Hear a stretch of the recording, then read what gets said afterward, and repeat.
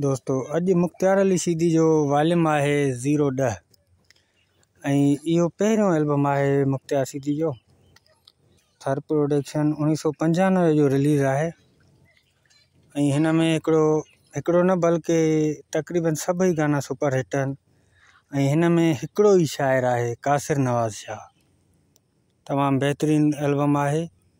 तोसां काई शिकायत ना है या वरी तव्हां कलाम ॿुधो हूंदो दिल कढी ॿाहिरि फिटी क्या। ज़बरदस्त एल्बम आहे ऐं कुझु दोस्तनि कमेंट्स कया आहिनि, कमेंट्स उहे शामिलु कया वञनि।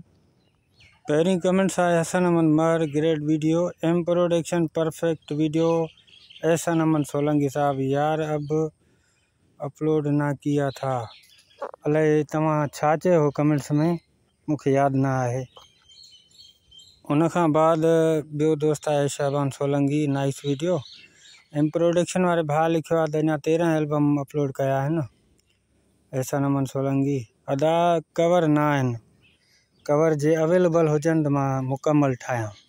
जेके हुया अवेलेबल उन्हनि ते ई आऊं कमु कयो आहे। काफ़ी दोस्तनि खां घुर बि कई पर उन्हनि वटि न हुया कवर। ऐं उन खां पोइ दोस्त Shahban Solanki all song super hit, Mashooq Ahmed VIP Ashiq Ahmed Solanki साहब अञा अधु अपलोड कया आहिनि।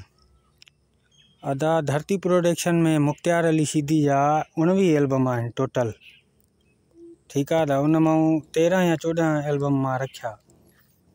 हाणे बक़ाया जेके रहनि था उन्हनि जा कवर अवेलेबल न आहिनि, सो इन लाइ माज़रत आहे। उन खां बाद एहसन अमन सोलंकी लिखियो आहे त 70 वॉल्यूम, इहो बिल्कुलु मुंहिंजो ॾिठल आहे पर इन जो कवर न आहे। आशिक अमन सोलंकी सुठो आहे वीडियो, अञा 12 एल्बम। अदा हाणे जेकॾहिं अव्हां वटि कवर आहिनि त पोइ व्हाट्सअप ते मूंखे ॾेई सघो था त आउं इन जे बारे में ॿुधाईंदुसि बिल्कुलु। ऐं हलूं था हिन वीडियो जी तरफ़। ऐं पहिरीं ॻाल्हि त दोस्तनि खे चवां त हीअ रिलीज़ इंफॉर्मेशन वीडियो आहिनि, त हिन में मतिलबु तव्हांखे कलाम ॿुधाया वेंदा ऐं शाइर जो नालो ॿुधायो वेंदो, कहिड़े साल में एल्बम आयल आहे, सिर्फ़ु इहा इंफॉर्मेशन आहे। कमेंट्स कंदव उहा कमेंट शामिलु थींदी। ठीकु आहे दोस्तों, हाणे हलूं था पहिरें कलाम जी तरफ़। इहो पहाको तव्हां ॿुधो हूंदो त पराए घरूं धिको बि भलो आहे, त इहो कलाम आहे पहिरियों। उन खां पोइ ॿियो कलाम आहे मुख्तार सीधी जो तोसां का शिकायत न आहे। उन खां बाद सुपर हिट गानो दिल कढी ॿाहिरि फिटी क्या, शाइर सॼो हिकु ई आहे कासिर नवाज़ शाह। ऐं उन खां बाद ॿियो कलाम आहे वार निपूड़े थोरा आला। ठीकु, उन खां पोइ ॿियो कलाम आहे वध में वध तूं साथ न ॾींदे। उन खां पोइ ॿियो कलाम आहे मौत खां थोरी मोहलत वरिती आहे।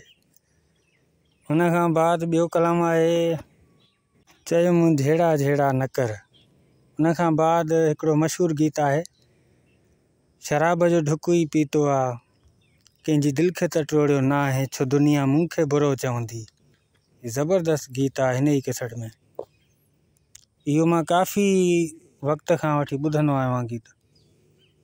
ऐं उन खां बाद ॿियो कलाम आहे चमकीला कपिड़ा पाइण छॾ। दोस्तों एल्बम पूरो थी वियो आहे ऐं उन खां बाद तव्हां कमेंट्स मूंखे कंदव लाज़मी त थर प्रोडक्शन जा जेके आहिनि उहे रखणु शुरू कयूं या वरी सचल प्रोडक्शन जा आहिनि उहे शुरू कयूं रखणु। ठीकु आहे दोस्तों, वीडियो सुठो लॻो हुजे त वीडियो खे लाइक ज़रूरु कंदा, पंहिंजे दोस्तनि ताईं ज़रूरु शेयर कंदा ऐं चैनल खे बि सब्सक्राइब ज़रूरु कंदा।